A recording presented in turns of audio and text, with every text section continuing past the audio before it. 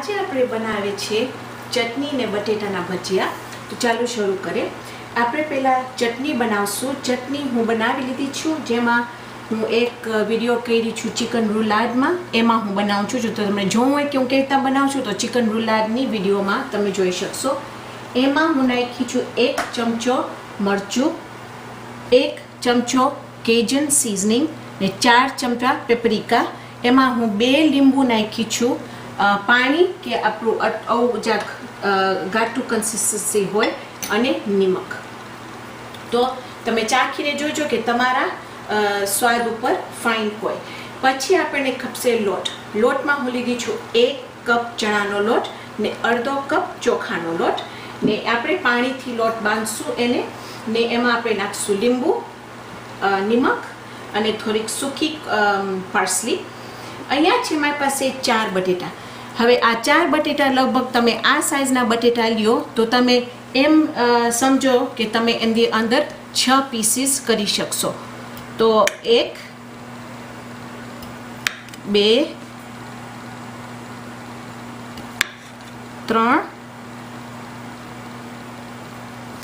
4 5 ને 6 ને હું કેમ આ તમને કહું છું 6 પીસીસ, કારણ કે આપણે ચટણી લેશું આપણે વચમાં, તો તમે આ જો 2 એનના પીસ આપણે લઈએ તો આપણે આની વચમાં આપણે નાખશું ચટણી, એને બંધ કરી અને આપણે લોટમાં એને મિક્સ કરી અને તેલમાં તળશું। અહીંયા છે મારી પાસે 3 કપ કનોલા ઓઇલ જે ગરમ થાય છે, કારણ કે આને તો આપણે તરત જ તળી નાખશું। હવે આમાં આપણે નાખશું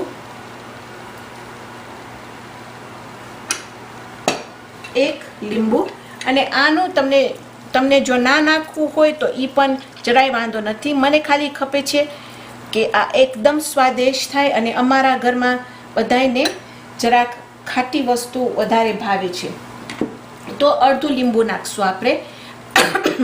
આ જે લીંબુ છે એ ફેંકી નહીં નાખજો, કાં તો ઘરમાં ઉકાળજો પાણીમાં, કાં તો તમારા ગાર્બેજ ડિસ્પોઝેબલમાં નાખી દેજો।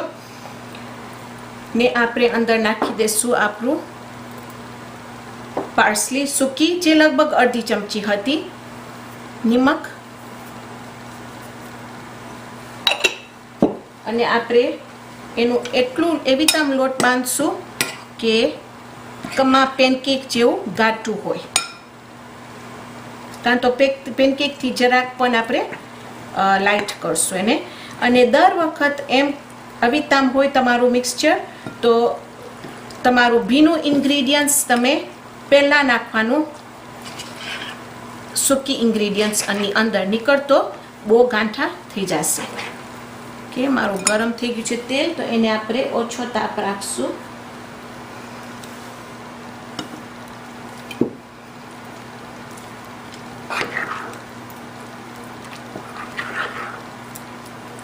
તો આ જો જે તમે જેવી તામ હું કરું છું તમે એવી તામ કરશો તો ચોક્કસ તમારા લોટમાં ગાંઠા જરાય નહીં હોય।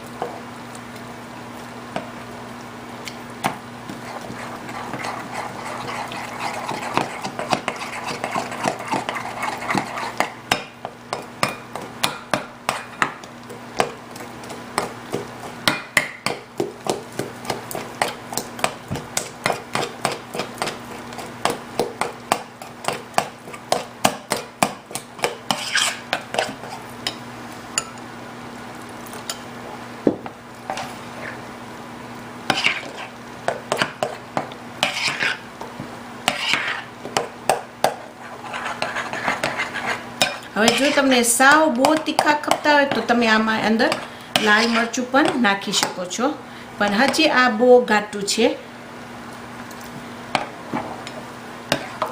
આપણને એટલું કરવું છે કે જે કેમ આપણે બટેટા અંદર નાખીએ તો આમ કોટ થઈ જાય, પણ આમ બહુ થીક કોટિંગ ના હોય એના ઉપર।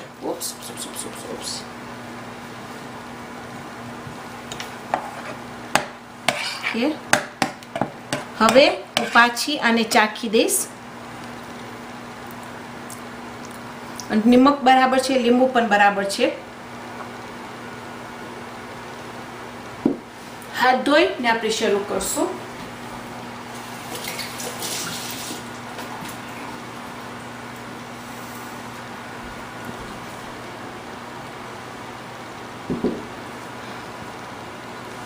આ આપણે એક બાજુ રાખશું. હવે ચટણી લેશું અને બટેટા લેશું.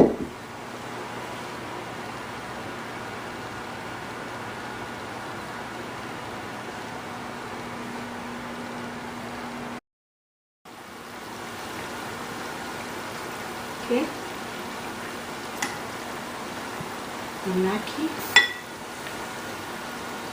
પછી આપણે એને આવી રીતના ચણાના લોટમાં બોળશું. પછી તેલમાં આસ્તેથી નાખશું. આ થઈ ગયું છે અહીંયા.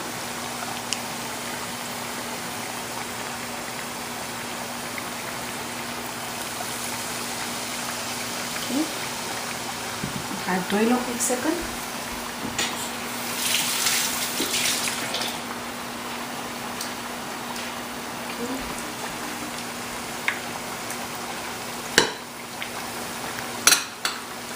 અહીંયા છે મારી પાસે થોડાક જે તળાઈ ગયા છે.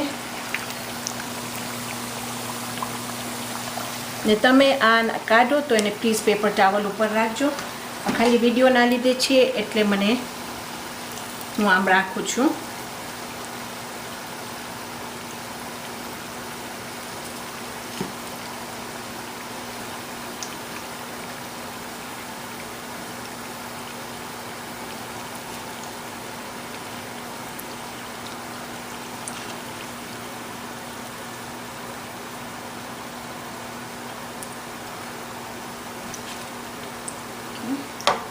બીજું છે આપણે ફરાવશું.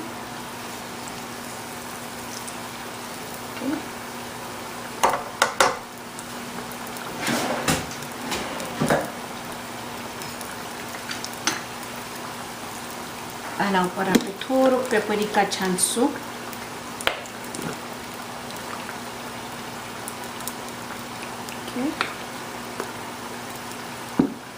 આ આપણા ઓલમોસ્ટ ફ્રાય થઈ ગયા છે, તરત તળાઈ ગયા છે.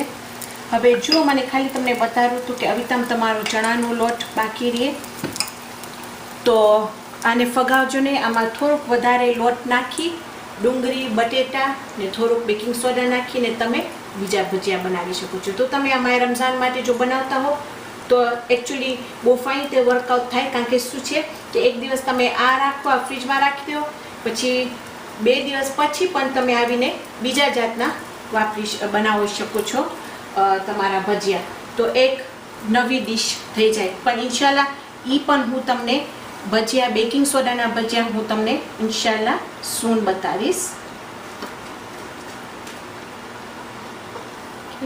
તમે જોશો કે કેટલું ફાઇન આ જલ્દી તળાઈ જાય છે. ઓકે, તો હવે હું તમને બતાવું સ્વાદમાં કેવું લાગે છે. એટલે પહેલાં આપણે કાપશું. હું પહેલાં એવી રીતે આમ કાપું, તમને બતાવું કે કેવું લાગે છે અંદર.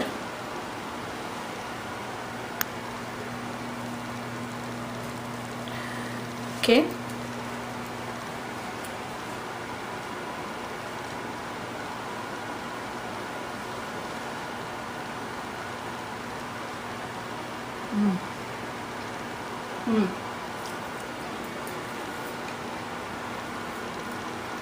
કારણ કે આપણી ચટણી એટલી ચટમટી, ખાટી ને તીખું ને શું છે. તો બટેટા ને બારે પણ આપણે લીંબુ નાખ્યા છે તો એકદમ સરસ થયા છે આ ભજીયા.